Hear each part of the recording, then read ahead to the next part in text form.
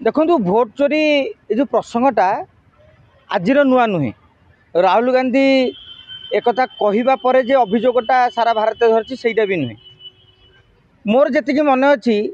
2009 मसीह vote चोरी की नहीं प्रश्न उठी। विशेषकर से कहुचे जे आपण भोटर लिस्ट रे एपट सेपट कर चर्चा थिला ईवीएम टैंपरिंग होता। आउ राज्य में भारतीय जनता पार्टी तुंग नेता पूर्वतन राज्यपाल तथा मंत्री विश्वभूषण हरिचंदन ये भुवनेश्वर ही प्रेस मीट करथिले। कहीं से निर्वाचन रे भारतीय जनता पार्टी 3 जन प्रार्थी जो माने भुवनेश्वर 3टा क्षेत्र में लड़ुते जोटा भुवनेश्वर मध्य कथा कहतु एकाम्र कथा कहतु उत्तर कथा कहतु समस्ते 11,000 भोट पाइथिले। सेतेबेले जेतेबेले चर्चा है हैदराबाद जड़े साइंटिस्ट से देखले कि भोट चोरी होची माने आपण शंख को चिपिबे फूल को जीव फूल को चिपुते शंख को जाउथिबो। किंतु से समय अनेक परीक्षा निरीक्षा पर निर्वाचन कमिशन कहले भोट टैंपरिंग हुए तो आपण को हाथ को ईवीएम मेसीन टा गले आपण टैंपरिंग करि परिबे।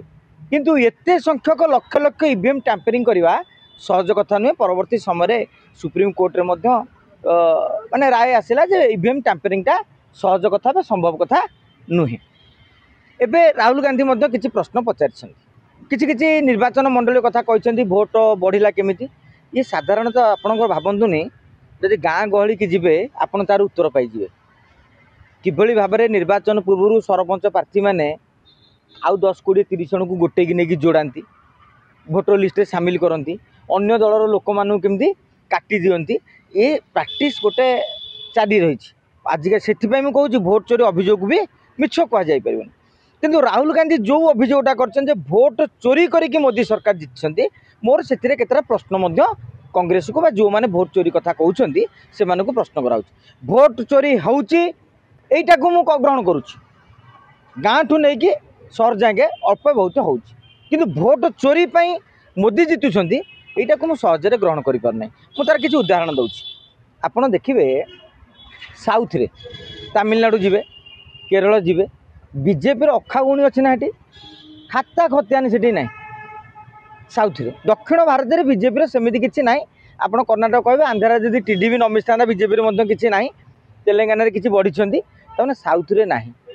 जदि मोदी एत माने पारिबार जे भोट चोरी करा जाई पारथांदा ताले प्रियंका गांधी राहुल गांधी को कन्स्टिट्यूएंसी भोट चोरी करिकी तांको पार्लियामेंट केमिति न आसबार व्यवस्था भी करा जाई पारथांदा।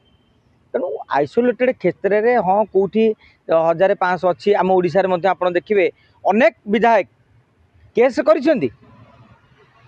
हाईकोर्ट रे मध्य केस गड़ुची जे भूल भटका हेची बोली। आपण जे सामग्रिक भाव में देखिए जदि राहुल गांधी जड़े विरोधी दलर नेता हिसाब से लोकसभार एभली एक संगीन प्रसंग उठे निर्वाचन कमिशन जो भाई भाव में आभिमुख्य पोषण कर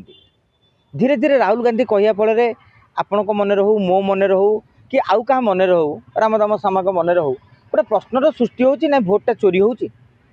जितेबाला आपण मन में सन्देह सृष्टि होची ना से सन्देहटा को दूरीभूत करने दायित्व होची निर्वाचन कमिशन। तो निर्वाचन कमिशन गोटे सोमोट भाव में आह्वान करंतु जे केवल राहुल गांधी बा कांग्रेस बा अन्य कहार मध्य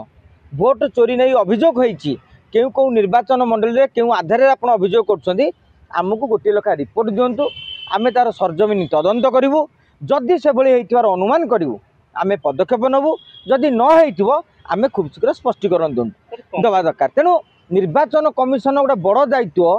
आपण एभली एक संगीन अभियोगरू हठात खसी पारे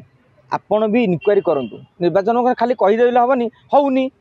जब अभियोग केमती हो तो आप गोटे तदंत करूँ आम 3 मास धरी तदंत कलु तदंत यही रिपोर्ट पाइलु विरोधी दलर किसी नेता अभियोग करते अभियोग फलाफल यह मिलला ये आधार में आम कहूँ होना। तेणु भारतर जनसाधारण को भोटर को आम यही प्रतिश्रुति दौचु आस्था दौचु निर्वाचन कमिशन निरपेक्ष भाव में कार्य करफल मो मन भी कॉन्फिडेंस दूर माने बढ़िबो। किंतु नहले आगामी दिन में निर्वाचन कमिशन को मध्य समस्ते आंगुर उठे समस्ते प्रश्नवाची सृष्टि करेंगे। देखु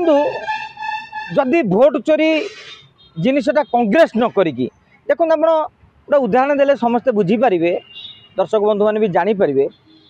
अरविंद केजरीवाल एवं अन्ना हजारे जितेबले आंदोलन कले दुर्नीति विरोध में से एक सामाजिक संगठन होकर आंदोलन करते से लोक समर्थन करते ये कौन पॉलिटिकल आंबिशन ना से देशर स्वार्थपाई लड़ुं भोट चोरी प्रसंगटा को जदि गोटे माने सामाजिक संस्था जो मैंने ओपिनियन लीडर से भली संस्था सोशल इन्फ्लुएंसर एमान पक्षर जब आवेदन करा मु भावुची आहरी भल रिजल्ट मिली था ना कौन हम आम धारणा रही जे कांग्रेस बीजेपी की बदनाम करने मोदी सरकार को बदनाम करने ये किसी नाटक करुच्ची तेणु मु भावुची राहुल गांधी पदक्षेप जदि सोशल संस्था द्वारा करते बहुत भल हो पारि था।